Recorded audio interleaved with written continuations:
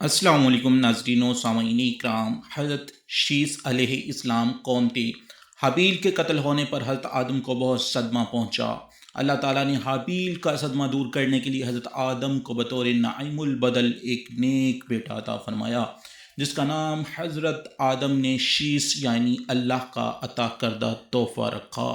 محمد بن اسحاق بیان فرماتے ہیں کہ جب حضرت آدم علیہ السلام کی وفات کا وقت قریب آیا تو انہوں نے اپنے فرما بردار بیٹے حضرت شیث علیہ السلام کو حق کی وصیت فرمائی اور انہیں دن رات میں کی جانے والی عبادت کی تعلیم دی۔ حضرت آدم کے انتقال کے بعد ان کے بیٹے حضرت شیث علیہ السلام اپنے والد محترم کی وصیت کے مطابق عمل کرتے رہے، اور اللہ رب العزت نے انہیں بھی نبوت سے سرفراز فرمایا اور ان پر اپنے پاس سے آسمانی صحیفے بھی نازل فرمائے۔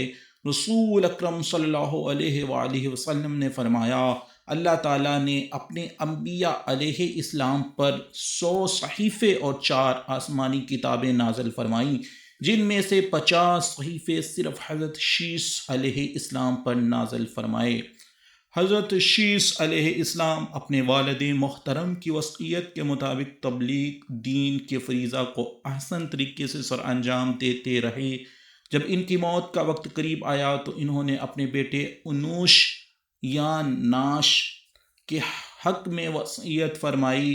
انوش نے اپنے انتقال سے پہلے دعوت و تبلیغ کی یہ ذمہ داری اپنے بیٹے کینان کو سونپ دی۔ پھر کینان نے اپنی وفات کے قریب اپنے بیٹے مہلائیل کو دعوت و تبلیغ کا منصب سونپا۔ مہلائیل پہلے وہ آدمی ہیں جنہوں نے شہر بسائے، مضبوط قلعے تیار کیے اور شیطان کے لشکروں کو پہاڑوں اور گھاٹیوں میں منتشر کر دیا۔ ان کی حکومت 40 سال تک قائم رہی۔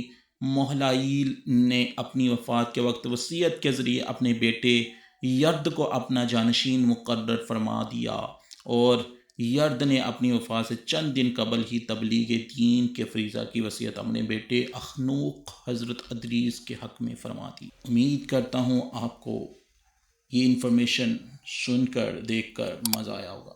پلیز لائک، شیئر اور سبسکرائب ضرور کریں۔ اللہ حافظ۔